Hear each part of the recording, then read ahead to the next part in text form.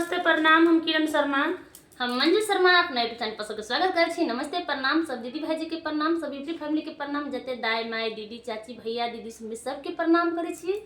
और हम दुनू देवरानी जेठानी बहुत प्यारा से बहुत दर्दनाक बेटी विवाह के गीत गावे जा रहा है। अहाँ सब जरूर सुनब और कमेंट करके जरूर बताएं।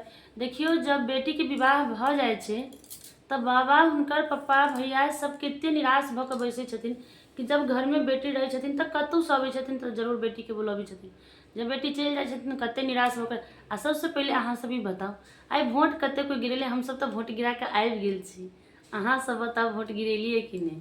कमेंट बॉक्स में जरूर बताएं। अहाँ सब कते कोई वोट गिरेलिए? हमरा सबके बहुत प्यारा मधुबनी जिला में वोट आए गिरल। अहाँ सबके कहिया गिरल जरूर कमेंट बॉक्स में लिखब। बहुत प्यारा सब बेटी विवाह गीत है, अहाँ सब जरूर सुनब, जरूर कमेंट करब।